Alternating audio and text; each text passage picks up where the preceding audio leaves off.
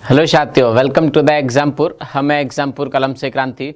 नमस्कार, नमस्ते, good evening. तो क्लास आपकी शुरू हो चुकी है। शाम के 10 बज चुके हैं, बल्कि कहेंगे रात के 10 बज चुके हैं। तो हमारे साथ सभी साथी जुड़ जाएंगे। एक बार सभी लोग क्लास को शेयर कर देंगे। भाई, यूपी जीके की क्लास है जो कि आपके यूपी के सभी एग्जामिनेशन के लिए बहुत ज़रूरी है। आप उत्तर प्रदेश का कोई सा एग्जामिनेशन ले लीजिए, उन सभी एग्ज़ाम के लिए बहुत ज़रूरी आपकी ये क्लास है। तो हमारे साथ सभी साथी जुड़ जाएंगे। एक बार क्लास को सभी लोग शेयर कर देंगे, लाइक करेंगे सेशन को और सब्सक्राइब करेंगे चैनल को। जैसा कि आप सभी को पता है कि हमारी ये जो क्लासेस हैं वो एग्जामपुर पे नहीं चल के कहाँ पे चल रही हैं, एग्जामपुर डिफेंस वॉरियर पे चल रही हैं। तो आप सभी लोगों को खैर पता तो है ही, क्योंकि अगर आप इस क्लास को यहाँ पे देख रहे हैं तो पता तो है ही आपको। तो जिन लोगों को पता नहीं है इस बारे में उनको ज़रूर बताइएगा। वैसे ज़्यादातर लोगों को पता है, चलेगा। तो लोग कह रहे हैं कि सर आप बहुत दिन के बाद क्लास ले रहे हैं। हाँ, ऐसा तो है, इसमें सच्चाई है कि मैं बहुत दिन के बाद क्लास ले रहा हूँ। बट कोई बात नहीं, कभी कभी ऐसा होता है। कभी कभी क्या होता है, ऐसा होता है जो हुआ है। ठीक है, तो परेशान होने की बिल्कुल भी आपको ज़रूरत नहीं है। हम यहाँ पे क्लास को शुरू कर देते हैं। और आप सभी को पता है कि उत्तर प्रदेश के ऐतिहासिक स्थल, हिस्टोरिकल प्लेस हमारे जो यूपी में हैं, और इन हिस्टोरिकल प्लेसेस से जो टूरिज़्म हमारे प्रदेश का जुड़ा हुआ है उनकी बात करेंगे। मतलब बेसिकली टूरिज़्म की जब हम लोग बात करेंगे तो हमें ऐतिहासिक स्थलों की बात करनी पड़ेगी। हाँ, तो कैसे आप सभी लोग एक बार ज़रूर बता देंगे, फिर हम लोग शुरू करते हैं। भाइयों, एक बार कैसे हैं आप सभी लोग, इस बारे में ज़रूर बात होगी, उसके बाद हम लोग इसको शुरू करते हैं। ठीक है, वैसे अच्छे तो होंगे आप लोग, ऐसा मेरा मानना है।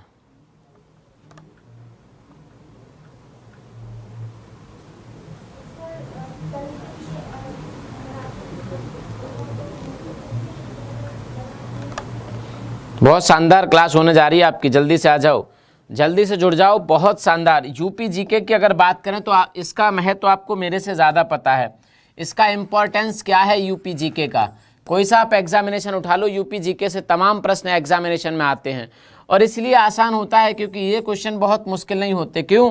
क्योंकि जब आप किसी और सब्जेक्ट को पढ़ते हैं, सपोज इन केस आप यूपीएसआई का एग्जामिनेशन या जेल बॉर्डर का या यूपी कांस्टेबल का आप एग्ज़ाम देने जा रहे हैं, उसमें 37-38 प्रश्न जीएस के होते हैं, या यूपी पीसीएस का देने जा रहे हैं, तो यूपी पीसीएस के जब कंपेयर दूसरे जीएस के सब्जेक्ट से करोगे तो वहाँ पे आपको बहुत मेहनत करनी होती है, बहुत मुश्किल सवाल होते हैं। लेकिन ऐसा भी नहीं है कि उसको नहीं पढ़ेंगे तो वो हो जाएगा आपका, पढ़ना उसको भी पड़ेगा आपको, तभी हो पाएंगे। लेकिन यूपी जीके के सवाल इतने आसान होते हैं, या फिर यूँ कहिए कि सिलेबस इतना कम होता है, बहुत ज़्यादा नहीं होता, और वहाँ से हमारे 5, 6, 7 सवाल 8 सवाल हो जाते हैं। वही होता है हमारे यूपी के कांस्टेबल में या फिर यूपीएसआई में। यूपीएसआई में हालांकि कंपेयर टू कांस्टेबल कम सवाल रहते हैं, पॉलिटी के ज़्यादा सवाल होते हैं। पॉलिटी की क्लास दिन में 12 बजे चलती है, लेकिन आज रात में 12 बजे होगी। समझ रहे हो मेरी बात को? तो 37-38 प्रश्न में कम से कम 8 से 10 सवाल आपके यूपी जीके के रहते हैं। या 8-10 सवाल कम से कम 25% हो जाता है, 25%। और ये 25% आपका काम बना देता है आपके एग्जामिनेशन में। जीएस का पोर्शन यहाँ से बहुत कुछ कवर हो जाता है आपका। हाँ, यूपी पीसीएस में कम आते हैं, मैंने पहले ही कहा। यूपी पीसीएस में 6-7 सवाल, 5 सवाल, 6 सवाल ऐसे आ जाते हैं, 5-6 सवाल आ जाते हैं। यूपीएसआई में और कम 3-4 सवाल आ जाते हैं। लेकिन यूपी कांस्टेबल में, जेल बॉर्डर में 8-10 सवाल होते हैं इसमें। ठीक है, लेखपाल की बात करें तो पूरे के पूरे 12 सवाल इससे होते हैं। लेखपाल में पूरे के पूरे 12 सवाल। आप कोई भी ग्रामीण परिवेश का पेपर उठा के देखो, उसमें 12 से 13 यूपी जी के होता है, और 12 से 13 बाकी के, या तो 12 होंगे तो 13 इधर ग्रामीण परिवेश जैसा कुछ होगा उसमें, या फिर ये 13 होंगे तो 12 ग्रामीण परिवेश जैसा कुछ होगा इसमें। ठीक है, तो लेखपाल में बहुत सारे सवाल आते हैं, हमारे कांस्टेबल जेल बॉर्डर में बहुत सारे सवाल आते हैं, यूपीएसआई और जूनियर असिस्टेंट में इस बार बहुत सवाल आए थे, और यूपी पीसीएस में भी बहुत सवाल इससे आते हैं। चलिए हम लोग बात करते हैं उत्तर प्रदेश के ऐतिहासिक स्थलों के बारे में। उत्तर प्रदेश के ऐतिहासिक स्थलों के बारे में हम लोग बात करेंगे। समझ रहे हो मेरी बात को?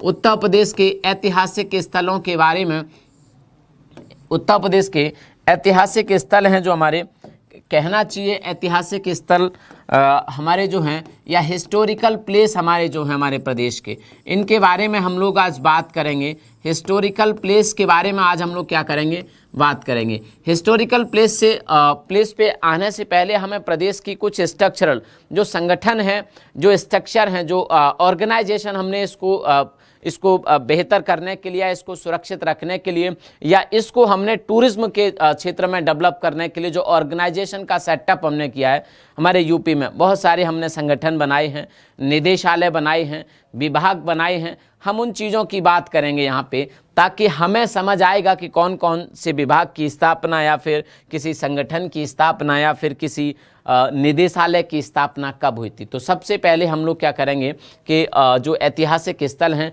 इनको सुरक्षित और संरक्षित रखने के लिए, यहाँ से पर्यटन को बढ़ावा देने के लिए बहुत सारी चीज़ों की हमने स्थापना की है। तो सबसे पहले आ जाता है हमारे प्रदेश में पर्यटन विभाग। पर्यटन विभाग सबसे पहले आ जाता है, पर्यटन विभाग आ जाता है। अगर बात करें कि हमारे प्रदेश का पर्यटन विभाग की स्थापना कब हुई, टूरिज्म जो डिपार्टमेंट ऑफ टूरिज्म है हमारे प्रदेश का, समझने की कोशिश करिएगा कि हमारे प्रदेश का जो डिपार्टमेंट ऑफ टूरिज्म है इसकी स्थापना कब हुई। इससे होगा क्या इस विभाग की स्थापना करने से, तो हमारे यहाँ पे जो तीर्थयात्री कह सकते हैं, जो पर्यटक होते हैं इन स्थलों पे आते हैं घूमने, चाहे देश के हों चाहे विदेश के हों, तो इस तरह की जो जगह होती हैं यहाँ पर पर्यटन का विकास होगा। यहाँ पे बहुत सारी सुविधाएं डेवलप होंगी, यहाँ पे रोजगार बहुत सारे डेवलप होंगे। जो हमारे टूरिज्म सेंटर होते हैं, पर्यटन केंद्र जो होते हैं, या कोई ऐतिहासिक स्थल होता है जहाँ यहाँ पे बहुत सारे लोग आते हैं देश विदेश से, भारत के कोने कोने से लोग आते हैं। जैसे ताजमहल की बात करें तो ऐसा नहीं है कि ताजमहल सिर्फ आगरा में रहने वाले लोग देखते हैं, बहुत सारे लोग बाहर से आते हैं। यूपी के कई सारे मतलब यूपी के कोने कोने से, भारत के कोने से, बल्कि विश्व के कई सारे देशों से इसको देखने आते हैं। तो इससे होता क्या है कि यहाँ पे रोजगार को बढ़ावा मिलता है और देश विदेश में हमारा नाम रोशन होता है कि ऐसी इमारतें हमारे पास हैं। तो मैं वही कह रहा हूँ कि पर्यटन का विकास होता है। इससे क्या होता है, टूरिज्म को डिपार्टमेंट ऑफ टूरिज्म की स्थापना इसलिए की गई ताकि हम अपने प्रदेश में पर्यटन का विकास कर पाएँ।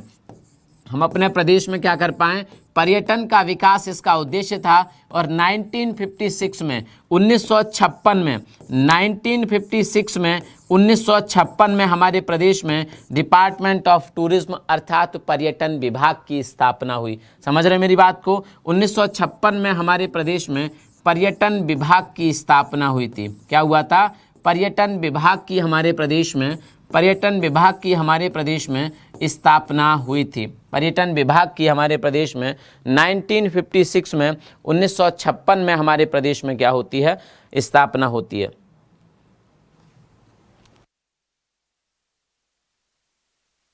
किया करो कमेंट से ज़्यादा, इस पे ध्यान दे लिया करो, ठीक है। हाँ 1956, बिल्कुल 1956।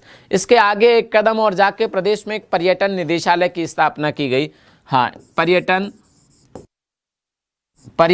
निदेशालय की स्थापना की गई। पर्यटन निदेशालय की स्थापना की गई। ये जो पर्यटन निदेशालय था ये हमारे प्रदेश में 1972 में इस पर्यटन, ये सवाल कई बार पूछा गया है, ऐसे दे देगा पर्यटन विभाग के सामने उसकी सन रहेगी, पर्यटन निदेशालय के सामने उसकी सन रहेगी, मतलब ईयर रहेगी जब उसकी स्थापना हुई हो, या जब भी इसका गठन किया गया हो तो ईयर रहेगी। और उसमें पूछेगा कौन सा मिलान सही नहीं है। तो 1956 में तो पर्यटन विभाग बना प्रदेश का, 1972 में प्रदेश का पर्यटन निदेशालय बना। हाँ, पर्यटन निदेशालय बना, बिल्कुल पर्यटन निदेशालय बना। चलेगा, आगे आ जाते हैं। एक और हमारे प्रदेश में कॉरपोरेशन, पर्यटन विकास निगम या पर्यटन टूरिज्म डेवलपमेंट कॉरपोरेशन, ठीक है। हाँ, एक और हमारे प्रदेश में क्या, पर्यटन विकास निगम। हमारे प्रदेश में से और एक कदम आगे जाके पर्यटन विकास निगम, एक कॉरपोरेशन की स्थापना हुई। पर्यटन विकास निगम, इस कॉरपोरेशन, इस विभाग के तो जो मुखिया होते हैं वो मंत्री होते हैं, कैबिनेट मंत्री, कोई भी बनेगा उत्तर प्रदेश का पर्यटन मंत्री, वो इसका मुखिया होगा, ठीक है। यहाँ पे कोई अधिकारी होता है, हालांकि उत्तर प्रदेश सरकार के अंतर्गत ही काम करेगा और कोई अधिकारी इसका मुखिया होगा निदेशालय का। ठीक है, आगे है पर्यटन विकास निगम की स्थापना 1974 में, 1974 में पर्यटन विकास निगम की स्थापना की गई। यहाँ तक लिखिएगा इसको 1974। बहुत सारे लोग यहाँ पे क्या कर रहे हैं, बहुत सारे लोग यहाँ पे बता भी रहे हैं कि 1974 में क्या किया गया था, यहाँ पे पर्यटन विकास निगम की स्थापना की गई। तो तीनों याद हो जाना चाहिए। 1956 में क्या, पर्यटन विभाग की स्थापना, पर्यटन विभाग की स्थापना, 1972 में पर्यटन निदेशालय की स्थापना और 1974 मतलब 1974 में पर्यटन विकास निगम की स्थापना। तो तीनों आपको क्या होना चाहिए, याद होना चाहिए। कई बार ये पूछा जाता है कि प्रदेश में पहली जो पर्यटन नीति थी, पर्यटन नीति के साथ साथ प्रदेश में जो पर्यटन को उद्योग का दर्जा दिया गया था, पर्यटन को प्रदेश में उद्योग का जो दर्जा दिया गया वो कब किया गया, सर्वप्रथम कब हमारे प्रदेश में उद्योग को मतलब पर्यटन को उद्योग का दर्जा दिया गया? तो 1998 में, 1998 में प्रदेश में पर्यटन को उद्योग का दर्जा दिया गया, पर्यटन को उद्योग का दर्जा दिया गया। ठीक है, पर्यटन को क्या दिया गया, उद्योग का, पर्यटन को उद्योग का दर्जा दिया गया। यहाँ पे पर्यटन को क्या दिया गया, उद्योग का दर्जा दिया गया। 1998 है, 1998 है, बिल्कुल सही बात है, 1998 है। 2000 और 2001 में अगर हम लोग बात करें तो प्रदेश में पर्यटन पुलिस का गठन किया गया। 2000 और 2001 की साल में बात करें अगर हम लोग तो हाँ 2000 और 2001 में अगर हम लोग बात करें तो आपका पर्यटन पुलिस का गठन किया गया हमारे प्रदेश में, पर्यटन पुलिस का गठन किया गया। और ये सर्वप्रथम जिस पुलिस की डिप्लॉयमेंट है, जो तैनाती थी, वो हमारे प्रदेश के आगरा में, इलाहाबाद में और बनारस में की गई थी। हालांकि बाद में इसको बढ़ा के इसका एक्सटेंशन किया गया और झांसी में, लखनऊ में, गोरखपुर जैसे शहरों में भी इसकी स्थापना की गई। तो पर्यटन पुलिस का गठन किया गया, जो टूरिज्म से संबंधित जो हमारे जो टूरिस्ट होते हैं उनकी परेशानियों को देखेगी। बहुत सारे हमारे देश में ऐसे देखा जाता है कि जो टूरिस्ट होते हैं उनको बहुत सारी दिक्कतें आती हैं, मतलब उनके साथ क्राइम हो जाता है, उनकी चोरी हो जाती है उनके सामान की, उनके साथ लोग मारपीट कर देते हैं, कुछ ऐसे मतलब झगड़े बगड़े हो जाते हैं। तो उन सब केसेस को देखने के लिए, किसी का कोई सामान चोरी हो जाता है और ख़ासकर उनकी सुरक्षा से संबंधित, क्योंकि सुरक्षा सबसे बड़ा इश्यू होता है। अगर कोई मेहमान बाहर से हमारे देश में आया है या भारत के किसी और हिस्से से यहाँ तक पहुँचा है तो सिक्योरिटी सबसे मेन होती है और इस सब को मेंटेन करने के लिए अलग से ही पुलिस का गठन कर दिया गया और ये किया गया 2000 और 2001 में पर्यटन पुलिस का गठन किया गया। तो ये 4 हैं जो आपको याद रखनी है, बल्कि 5 हो गई। ये 5 साल हैं जो आपको याद रखनी है। हाँ राजकमल, अच्छी बात है, अगर नहीं पड़ती ज़रूरत तो PDF की। तो ये 5 साल हैं जो आपको याद करनी है। ठीक है।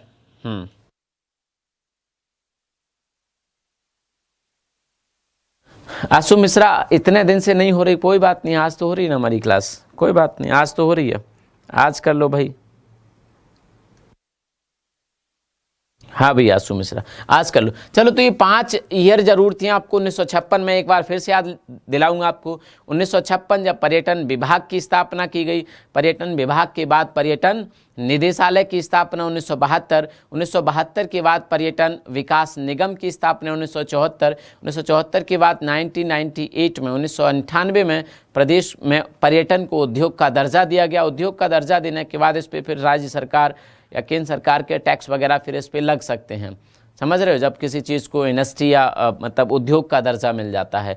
और इसके बाद 2000-2001 में पर्यटन पुलिस का गठन हमारे प्रदेश में कर दिया गया। ये कई बार सवाल आता है कि हमारे प्रदेश में ऐतिहासिक स्थल तो बहुत सारे हैं, लेकिन उनमें से यूनेस्को के द्वारा विश्व विरासत स्थल, वर्ल्ड हेरिटेज साइट में कौन कौन से शामिल किए गए हैं?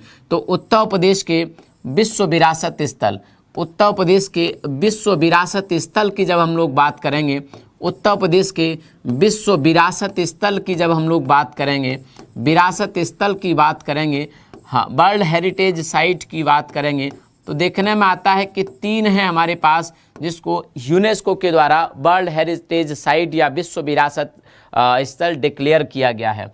तो वर्ल्ड हेरिटेज साइट की जब हम लोग बात करेंगे तो हमारे पास 3 हैं और ये तीनों हमारे आगरा या इसके आसपास के क्षेत्रों में हैं। तो सबसे पहले हमारा आ जाता है, मुझे लगता है कि ये सारे विद्यार्थी जानना चाहिए, सबको पता भी होगा। तो उत्तर प्रदेश के विश्व विरासत स्थल की अगर हम लोग बात करें तो हमारे पास 3 हैं, जिसमें सबसे पहले आता है आगरा का फोर्ट है, जो आगरा फोर्ट या आगरा का किला हम जिसे कहते हैं। समझ रहे मेरी बात को? आगरा का किला इसमें सबसे पहले आता है।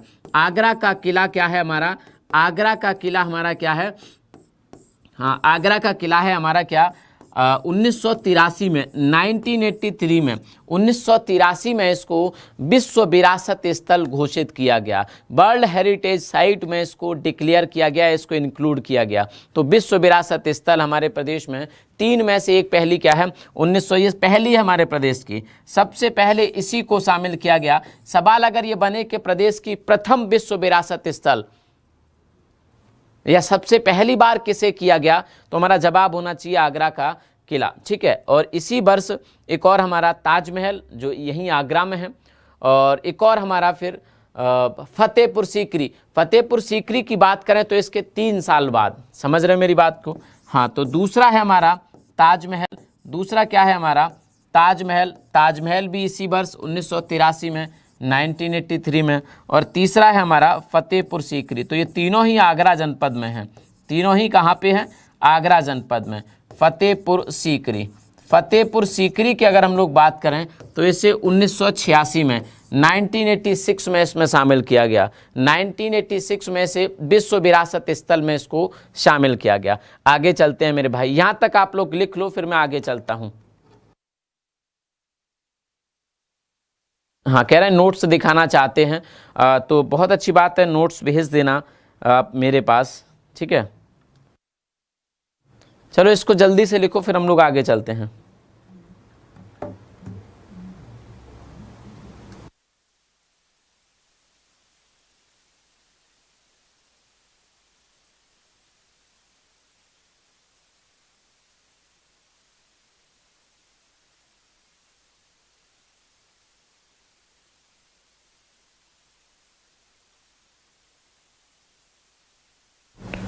हाँ,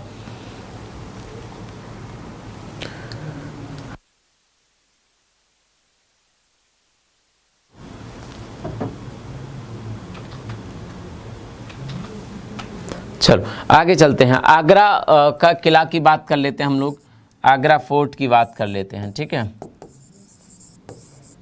कई बार ये सवाल आता है कि जो हमारा आगरा का किला है, कई बार ये सवाल आता है कि हमारा जो आगरा का किला है उसको किसने बनवाया। मैं आपसे पूछना चाहूँगा कि इसको किसने बनवाया। ए ऑप्शन रहेगा मान लो बाबर ने, ठीक है। 2 ऑप्शन रहेगा, सेकंड ऑप्शन रहेगा अकबर ने। आगरा के किले का निर्माण किसने करवाया? अकबर ने। तीसरा होगा हुमायूं ने। किसने? हुमायूं ने। या फिर चौथा मान लो हो जाएगा हमारा सिकंदर लोदी। सिकंदर लोदी। तो 4 ऑप्शन जब आपके पास होंगे, 4 ऑप्शन, आगरा का जो किला है, आगरा का जो फोर्ट है, इस किले का निर्माण किसने करवाया था? बाबर ने, अकबर ने, हुमायूं ने या फिर सिकंदर लोदी ने? तो जल्दी से बताओ, फिर हम लोग आगे चलते हैं।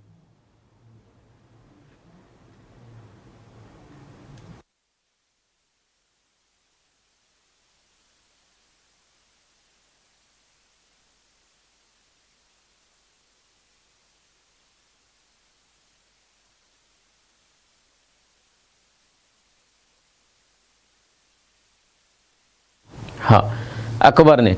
देखो मेरा भी वही मानना था कि आप अकबर ही बताओगे, और सही भी यही होता है, अकबर ही सही होता है। जब एग्जामिनेशन में हम लोग करके आते हैं, वहाँ पे ये सवाल पूछा जाता है कि आगरा के किले का निर्माण किसने करवाया, तो हम ये कहते हैं कि आगरा के किले का निर्माण किसने करवाया?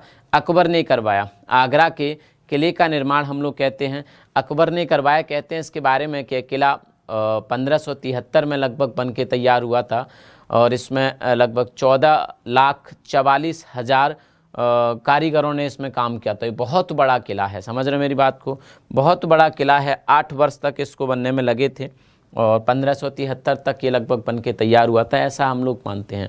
लेकिन ये आधी सच्चाई है इस किले के बारे में, आधी सच्चाई है। प्रथम बार जो इसका वर्णन मिलता है वो 1080 ईस्वी में मिलता है।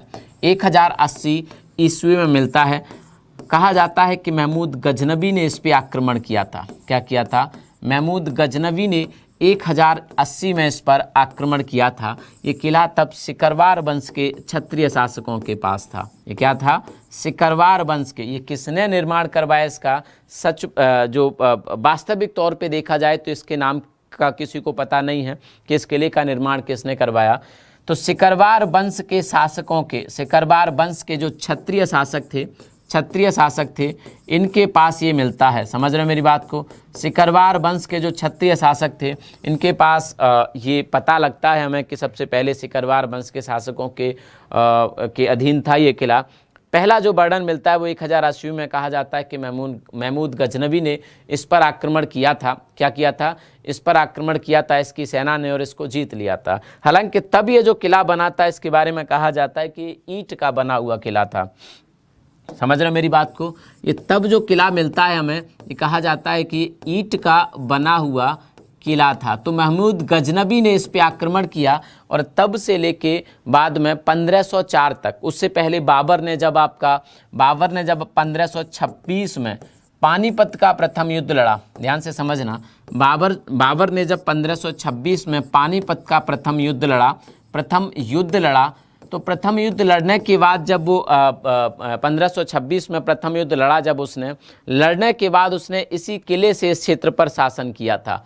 1526 में बाबर ने पानीपत का प्रथम युद्ध लड़ा था, इब्राहिम लोदी को हराया था, इसमें उसकी मृत्यु हो गई थी इस युद्ध में, और उसके बाद उसने यहीं पर शासक किया था इसी किले से। लेकिन उससे पहले की अगर बात करें, जब आगरा की स्थापना हुई थी, कहा जाता है कि 1504 में, कहा जाता है क्या, 1504 में जो कि दिल्ली सल्तनत का सुल्तान था, अफगान वंश का या कह सकते हैं लोदी वंश का, सिकंदर लोदी ने इस क्षेत्र का दौरा किया। सिकंदर लोदी इस क्षेत्र में घूमने गया जो आज आगरा के आसपास का क्षेत्र है। तब आगरा ऐसा नहीं था, या कह सकते हैं कि आगरा कोई शहर नहीं था, कोई गांव नहीं था इस समय यहाँ पे, ये सिर्फ किला हुआ करता था राजस्थान के बॉर्डर पे। राजस्थान के बॉर्डर पे ये सिर्फ किला हुआ करता था। 1504 में सिकंदर लोदी इस जगह का दौरा करता है। उसका भी यही मानना था कि अगर मैं अपनी आर्मी को, अपनी सेना को राजस्थान के बॉर्डर पे वहीं पर अगर कोई छावनी बना के डिप्लॉय करता हूं, तो राजस्थान के जो राजपूत शासक हैं या राजस्थान के जो शासक हैं उनको आसानी से जीता जा सकता है, उन पे आसानी से आक्रमण किया जा सकता है। जब उनके ही बॉर्डर पे हम अपनी सेना को लगा देंगे तो युद्ध जैसी कोई परिस्थिति होगी तो हम उनको तुरंत वहाँ से सेना बुला लेंगे और उन पे आक्रमण कर देंगे। हमें दिल्ली से सेना वहाँ पे नहीं ले जानी पड़ेगी राजस्थान की तरफ। तो उसने क्या किया, 1504 में इस स्थान का दौरा किया और इसे यहाँ पे बना हुआ किला मिला, जो कि आपको पता ही है 1080 में इसका पहला वर्णन मिलता है। तो इसने इस किले का क्या किया, इसी किले को अपनी क्या बना दिया, सैनिक छावनी बना दी, और 1506 में इसे अपनी राजधानी तक बना दी। 1506 में इसी किले में अपनी क्या कर दी, उसने राजधानी बना दी। इसके बाद इब्राहिम लोदी यहीं पर रहा। सिकंदर लोदी के बाद 1517 में इसकी मृत्यु हो जाती है। 1517 के बाद शासक बनता है इब्राहिम लोदी, 1526 तक रहता है। 1526 के बाद 1526 में यहाँ का शासक बाबर बन जाता है, और बाबर ने भी यहीं से शासन किया था। कहा जाता है इस बारे में कि जो मुगलों को या बाबर को जो कोहिनूर हीरा मिला था वो इसी किले से मिला था, इसी किले से मिला था कोहिनूर हीरा, और अथाह संपत्ति इस किले से मुगलों को प्राप्त हुई थी। 1526 के युद्ध के बाद जब उन्होंने जीता था तो अथाह संपत्ति इस किले से इनको प्राप्त हुई थी यहाँ पे, समझ रहे हो। तो 1526 में ये किला बाबर के पास चला जाता है, बाबर के पास चला जाता है, और बाबर के बाद ज़्यादा दिन नहीं रहता क्योंकि बाबर की मृत्यु हो जाती है 1530 में, दिसंबर 1530 में, और 1530 के बाद ये हुमायूं के पास चला जाता है। ये किसके पास, हुमायूं के पास चला जाता है। लेकिन पता होगा कि हुमायूं को भी पराजित कर दिया था शेरशाह सूरी ने 1539 में, और उसके हिस्से में ये किला चला जाता है। 1539 से यहाँ पे रहना शुरू करता है शेरशाह सूरी। 6 सालों तक लगभग वो यहाँ पे रहता है शेरशाह सूरी, हाँ 6 सालों तक रहता है। 1545 में उसकी भी मृत्यु हो जाती है, लेकिन हुमायूं की वापसी 1555 में होती है सर हिंद के युद्ध के बाद, ये भी आपको पता होगा। और उसके बाद फिर 1556 में यहाँ का शासक अकबर बनता है, और 1558 से अकबर ने इस किले में रहना प्रारंभ कर दिया था।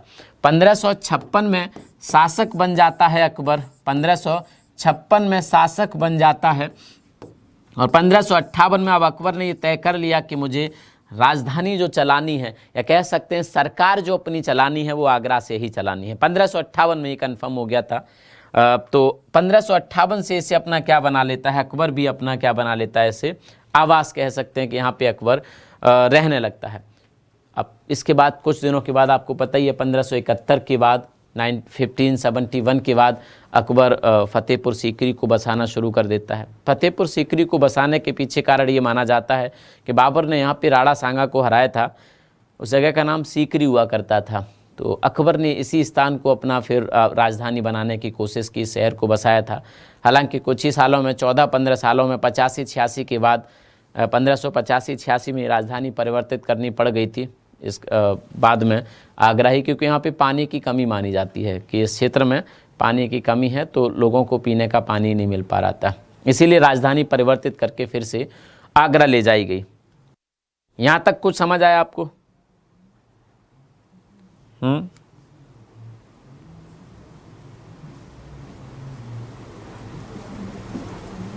चलिए, यहाँ तक कुछ समझ आया? नहीं आया समझ में? चलो, तो अकबर ने अब क्या किया, ये ईंटों का बना हुआ किला था, ये ईंटों का बना हुआ किला था। अकबर ने इस किले का फिर से जीर्णोद्धार कराया। इसके बारे में कहा जाता है कि उसमें 14,44,000 मजदूर लगे थे। 8 साल इसको बनने में लग गई थी। 1573 तक ये बन के तैयार हो पाया था। इसीलिए कहा जाता है कि अकबर ने इस किले को बनवाया था। अकबर ने इस किले को क्या किया, बनवाया था। इसीलिए हम आंसर टिक करते हैं अकबर, क्योंकि ये पहले से ईंटों का बना हुआ एक किला था जिसको रिनोवेट किया अकबर ने। बाहर से जो ग्रेनाइट पत्थर वगैरह हैं वो सब लगवाए, और अंदर का आवरण ईंटों का ही है।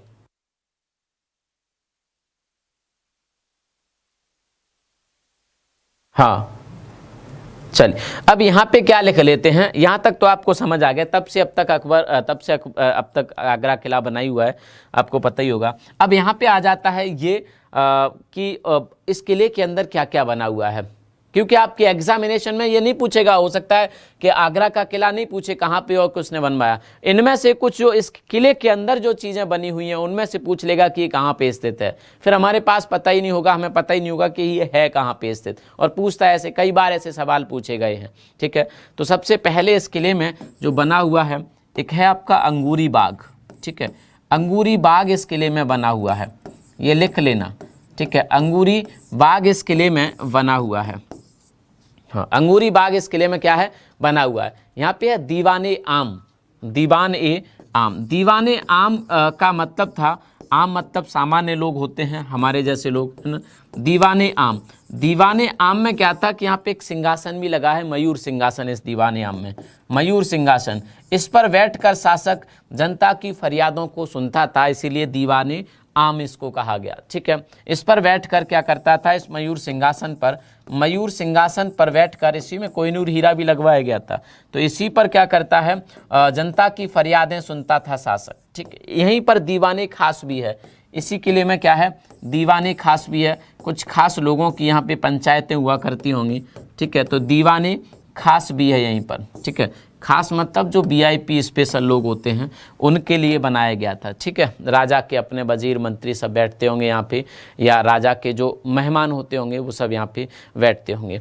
आगे यहाँ पे एक स्वर्ण झोंपड़ी, इसी किले में क्या है, इसी किले में क्या है आपकी एक स्वर्ण झोंपड़ी है। स्वर्ण झोंपड़ी है, सोने की झोंपड़ी है। हाँ, क्या है इसमें, स्वर्ण झोंपड़ी है, सोने की झोंपड़ी है, जिसको स्वर्ण मंडप भी कहते हैं। अरविंद यादव, हाँ, स्वर्ण मंडप भी कहते हैं इसको, लिख लेना। झोंपड़ी की तरह इसका आकार है, इसलिए स्वर्ण झोंपड़ी या स्वर्ण मंडप इसको हम लोग कहते हैं। ठीक है, हाँ, स्वर्ण मंडप। यहाँ पे एक जहांगीरी महल भी है, जिसको अकबर ने ही बनवाया था पुत्र जहांगीर के लिए। ठीक है, यहाँ पर क्या है, जहांगीरी महल भी है, जहांगीरी महल। इस महल का निर्माण करवाया तो अकबर ने था। अगर सवाल आए कि जहांगीरी महल का निर्माण किसने करवाया था, अकबर ने अपने पुत्र के लिए करवाया था। ठीक है, तो जहांगीरी महल भी है यहाँ पे इसी किले के अंदर। बहुत बड़ा किला है, कोई छोटा मोटा किला नहीं है। एक बार आप लोग क्या करके आओ, इसको देख के आओ। ठीक है, इसमें एक खास महल भी है, इसमें क्या है, खास महल भी है। हाँ, और एक आपका मीना मस्जिद है, मीना मस्जिद है, एक नगीना मस्जिद है और सबसे इम्पोर्टेंट इसमें मोती मस्जिद है। समझ रहे हैं मेरी बात को?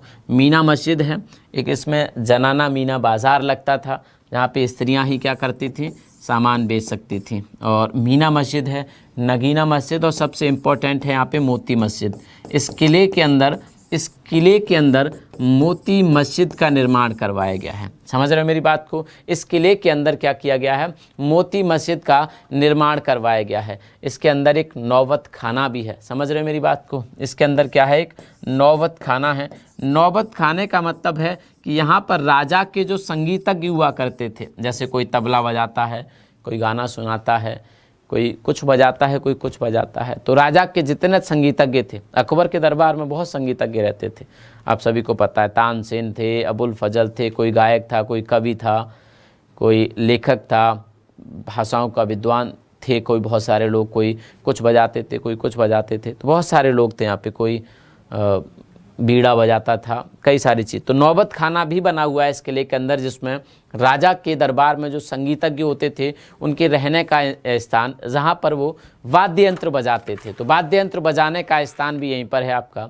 इसके साथ साथ एक रंग महल भी है, हाँ, मोती मस्जिद। इसके साथ साथ कह रहा है कि पैसे नहीं हैं देखने के, तो कोई बात नहीं, बिना पैसे के देख लो जाके। तुम वैसे कौन से पैसे देते होगे? ट्रेन चलती होगी उसमें तुम बैठ जाते होगे, तुम वैसे पैसे देते हो क्या ट्रेन में जाने के? हैं, तुम नहीं देते होगे। वैसे भी ट्रेन कहीं जा रही हो, तुम बैठ जाओगे उसमें, टीटी पकड़ लेगा, कह दो पैसे ही नहीं, ले ले, कहाँ से भाई लेगा? तो वैसे भी तुम पैसे नहीं देते होगे, तो देख लेना कौन से तुमने पैसे देने हैं।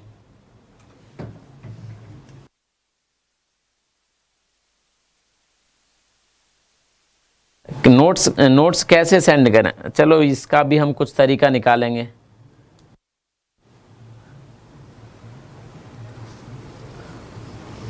हाँ,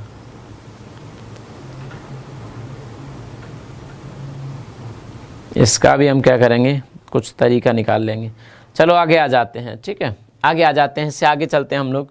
और ये तो था हमारा क्या, आगरा का किला। ये क्या था हमारा, आगरा का किला। और आगरा के बारे में आप सभी को पता ही होगा, ऐसा माना जाता है कि आगरा का जो पुराना नाम है वो अग्रवन हुआ करता था।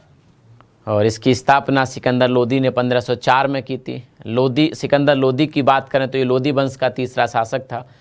1451 में इस वंश की स्थापना होती है।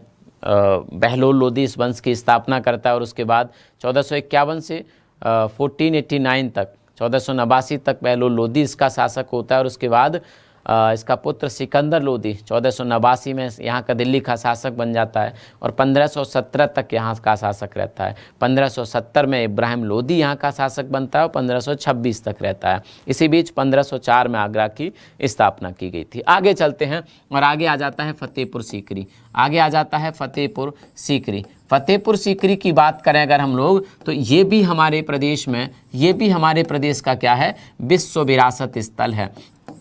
ये भी हमारे प्रदेश का विश्व विरासत स्थल है, वर्ल्ड हेरिटेज साइट है, आपको पता ही लग गया होगा। 1986 में 1986 में इसकी स्थापना की गई थी। इसको बसाने का जो श्रेय जाता है, इस शहर को बसाने का जो श्रेय जाता है वो किसको जाता है, वो आपके जाता है किसको, अकबर को। अकबर ने इस शहर को बसाया था, अकबर ने इस शहर को बसाया था।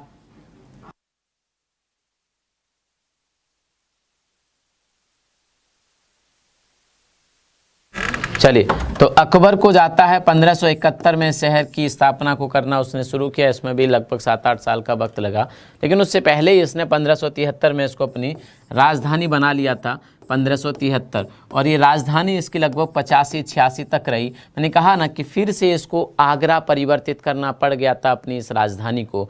ऐसा इसलिए क्योंकि यहाँ पे पानी की कमी मानी गई, यहाँ पे पानी का संकट था, यहाँ पे क्या था, पानी का संकट था। आगरा तो जो था, आगरा तो आपके यमुना नदी के किनारे था, तो पानी की उतनी बड़ी समस्या यहाँ पे नहीं थी। लेकिन ये बिल्कुल, ये फतेहपुर सीकरी की अगर बात करें तो आप आगरा से राजस्थान की तरफ आप बाइक उठाइए आगरा से, और जब आप कहोगे कि नहीं मुझे भरतपुर जाना है, तो जब आप भरतपुर जाओगे तो आगरा से भरतपुर लगभग 54-55 किलोमीटर दूर है, इससे ज़्यादा नहीं है। 54-55 किलोमीटर भरतपुर है। आगरा तो यूपी में है और भरतपुर कहाँ पे आपका, राजस्थान में है। तो जब आप आगरा से भरतपुर जा रहे होगे, आगरा से लगभग ये पश्चिम दिशा की तरफ पड़ेगा, ठीक है, दक्षिण पश्चिम की तरफ। तो आगरा से जब आप भरतपुर की तरफ जा रहे होगे तो मान लो यहाँ पे भरतपुर है आपका, यहाँ पे आगरा है, तो ये टोटल 55 किलोमीटर मान लो।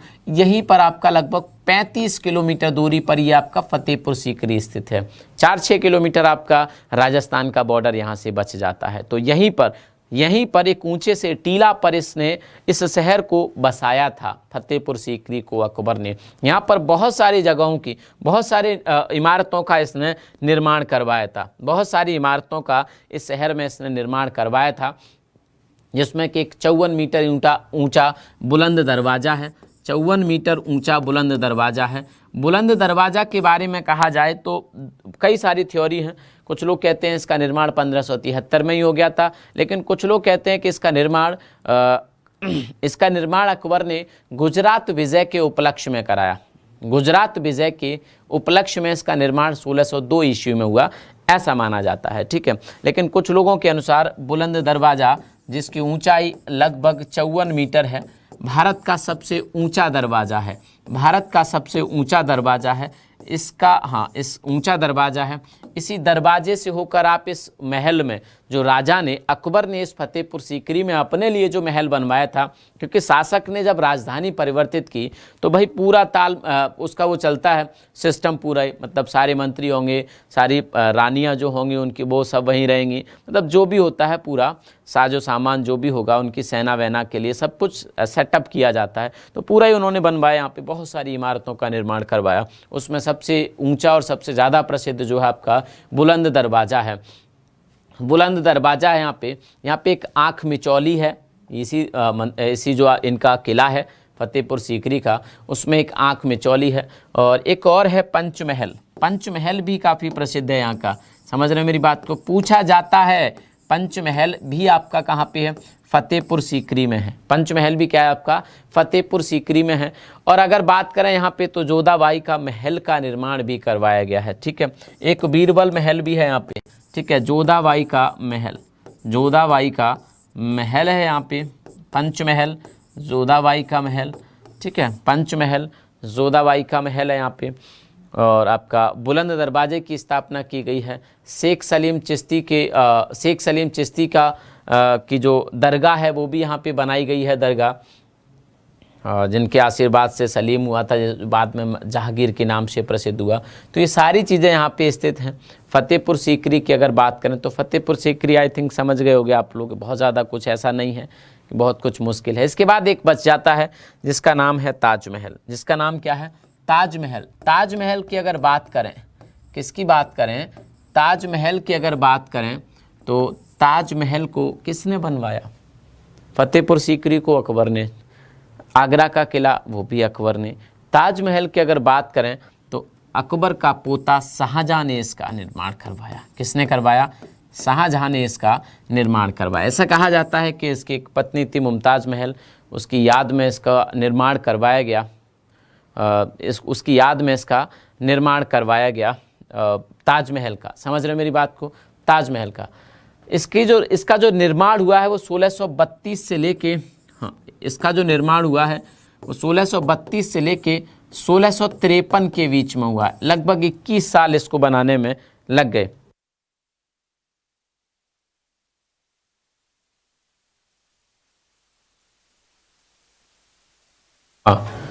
ताजमहल किसने, शाहजहां ने, बिल्कुल।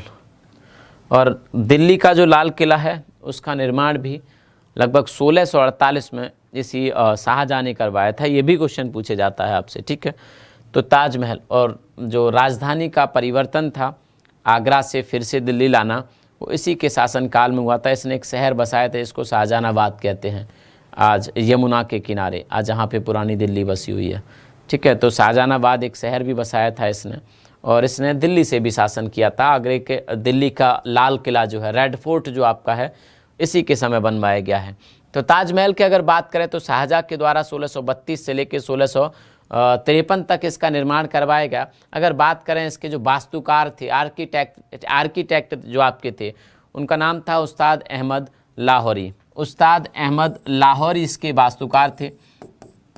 उस्ताद अहमद लाहौरी इसके क्या थे, उस्ताद अहमद लाहौरी इसके वास्तुकार थे। ठीक है, उस्ताद अहमद लाहौरी इसके क्या थे, वास्तुकार थे। मतलब इनके निर्देशन में या इनकी देखरेख में इसका निर्माण करवाया गया। किसका? ताजमहल का। मकबरा है ताजमहल, एक क्या है आपका? मकबरा है। पढ़ ले बेटा शिवम।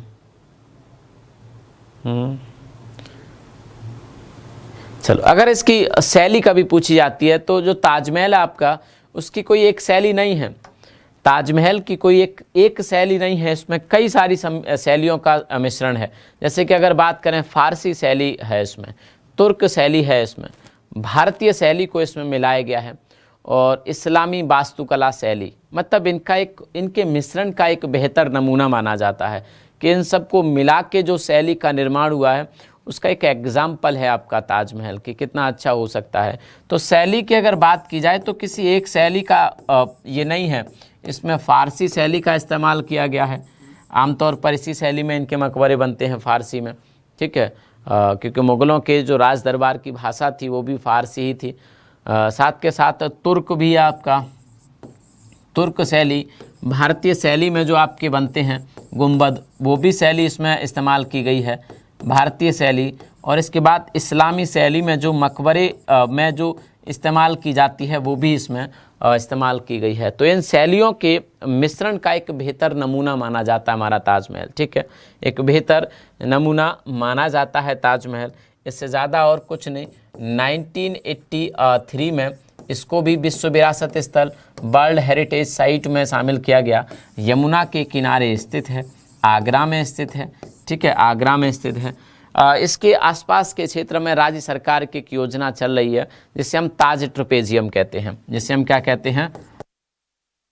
ताज ट्रपेजियम कहते हैं। ठीक है, ताज ट्रपेजियम कहते हैं। इस ताज ट्रपेजियम का उद्देश्य जो हमारा संगमरमर है, जो आपके ताजमहल का जो संगमरमर है, ताजमहल का जो संगमरमर है, इस संगमरमर को काला होने से, क्योंकि देखा गया है कुछ दिन से जब इस ताजमहल के आसपास के क्षेत्रों में जो आपके ईंट भट्टे होते हैं, तमाम फैक्ट्रियां होती हैं, उससे निकलने वाला जो धुआं होता है वो इसको पीला या काला कर रहा है, इसके संगमरमर को। तो ये हमारे लिए एक चिंता का विषय है। दुनिया में जो 7 अजूबों में शामिल है, दुनिया के लोग इसका इतना सम्मान करते हैं और दुनिया के कोने कोने से लोग इसको देखने आते हैं, तो हम उसको कैसे काला पीला पड़ जाने देंगे? तो इसीलिए हमने एक योजना चलाई है ताज ट्रपेजियम, और इस ताज ट्रपेजियम में जो जो रीजन आएंगे इसके आसपास के, उनको वहाँ पे पॉल्यूशन न करने दिया जाए, 24 घंटे वहाँ पे लाइट दी जाए, अलग से वहाँ पे गाइडलाइन जारी की जाए सरकार की तरफ से, ताकि इसके संगमरमर को बचाया जा सके। इसका संगमरमर जो आपका है वो राजस्थान से लाया गया था। ये सवाल भी कभी कभी पूछ लिया जाता है। ठीक है, कहाँ से लाया गया था? राजस्थान से लाया गया था। ठीक है, हाँ, जो एसिड ड्रेन होती है उसका भी फर्क पड़ता है, सल्फर वगैरह उसमें होती है। आपकी यूपी जीके भी चलेगी, परेशान मत होइएगा।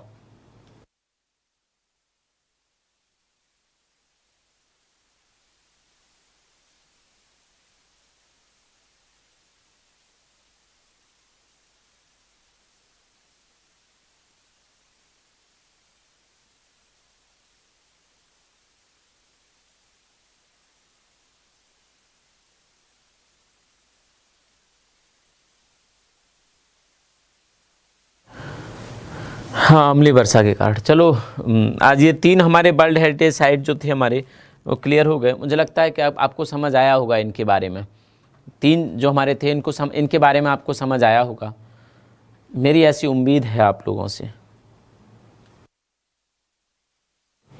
समझ आया? कुछ नहीं आया तो आज आप लोग भाग कहाँ गए? आपको यूपी जी के नहीं पढ़नी क्या? मुझे बताओ, यूपी के आपको एग्ज़ाम नहीं देने?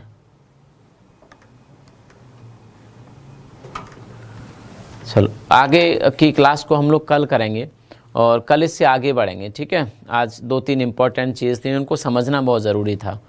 ऐसे ही छोड़ के अगर आगे बढ़ जाते हो उनको तो बाद में दिक्कत होती है आपको। तो आज की क्लास को हम लोग यहीं तक रखेंगे, और एग्ज़ामपुर के व्हाट्सएप नंबर पे, जो आपका व्हाट्सएप नंबर है उस नंबर पे आप लोग जो नोट्स भाई बता रहा था उसको शेयर कर देना उसी नंबर पे, वहाँ से हो सकता है मेरे पास पहुँच जाएगा, ठीक है। और बाकी ट्विटर पे जो आप कैंपेन चला रहे हैं, चाहे वो बेरोज़गारी को लेके हो, उसका असर देखना आप कितना हो रखा है। यूपीएसआई का आज टेंडर भी आ गया, विज्ञापन भी आ गया और पदों की संख्या भी आ गई। 6100 कुछ पद हैं, अभी थोड़ी देर पहले जारी हुआ है, शायद आपको जानकारी है या नहीं है ये मुझे नहीं पता। और बाकी की अगले वीक तक आपकी लेखपाल की वैकेंसी भी आती जाएंगी। तो आपने जो इनकी गर्दन पकड़ी है ना, उस गर्दन को छोड़ना नहीं है, क्योंकि अगर गर्दन को छोड़ दिया तो थोड़े दिन दिखाने के लिए कि नहीं भाई हम वैकेंसी लेके आ रहे हैं, आपके लिए काम कर रहे हैं, दिखाएंगे। और सरकारें वैसे भी ज़्यादा काम तो दिखाने के लिए ही करती हैं कि होता तो दिखे काम, लेकिन काम कंप्लीट हो या ना हो इससे असर नहीं पड़ता, फ़र्क नहीं पड़ता, लेकिन होता दिखे सरकार को या लोगों को होता दिख रहा है काम कि नहीं भाई सरकार अच्छा काम कर रही है। अब उसका असर क्या होता है, कब समय कितने समय में पूरा होता है, ये इससे मतलब नहीं होता इन लोगों को, या कितनी उसमें ईमानदारी बरती जाती है, ठीक है। तो आपने जो गर्दन इन लोगों की पकड़ी है, चाहे आप किसी भी स्टेट से हैं और कहीं भी रहते हैं, उससे मतलब नहीं है। तो आपने जो जवाबदेह लोग हैं, जिनकी जिम्मेदारी है, जवाबदेही है जिनकी, उनको अपने ऐसे ही पकड़ के रखना है और उनसे सवाल पूछते रहना है। ट्विटर है आपका बहुत अच्छा माध्यम है, यहाँ पे सारे पॉलिटिशियन जो बड़े बड़े नेता हैं या बड़े बड़े पदों पर बैठे हैं, उनकी ऑफिसेस, उनकी अधिकारी सभी ट्विटर पे जुड़े होते हैं। समझ रहे मेरी बात को? इनकी फजीयत होती है जब ऐसा कोई कैंपेन आता है वैकेंसी वगैरह के बारे में, तो इन अधिकारियों की फजीयत होती है, मंत्रियों की, संतरियों की फजीयत होती है, उसके आगे ये कुछ काम करने की फिर कोशिश करते हैं। तो आप इस प्रयास में ज़रूर लगे रहिएगा। बाकी मिलते हैं हम लोग कल। हाँ, गर्दन इन्हीं मंत्रियों की, संतरियों की, इन अधिकारियों की, इन बोर्ड की, इनकी गर्दन जो आपने पकड़ी है, ठीक है, इसको पकड़ के रखना है, छोड़ना नहीं है। चलेगा, आज की क्लास को हम लोग यहीं तक रखेंगे। कल से सभी लोग 10 बजे इस क्लास में उपस्थित रहेंगे। कल से सभी लोग 10 बजे इस क्लास में क्या रहेंगे, उपस्थित रहेंगे। बाकी 11 बजे हमारी ऐप पे भी क्लास है, उसके बाद 12 बजे हम लोग यूट्यूब पर ही फिर से मिलते हैं, ठीक है। तो शुक्रिया आप सभी का, थैंक यू, जय हिंद, जय भारत, थैंक। साथियों, क्या आप यूपीएसआई 2020 अच्छे नंबर से पास करना चाहते हैं? तो हम लेकर आए हैं आपके लिए निश्चय यूपीएसआई 2020 बैच। इसके लिए डाउनलोड कीजिए हमारी एग्जाम पर ऑफिशियल ऐप या फोन कीजिए हमें निम्नलिखित नंबरों पर।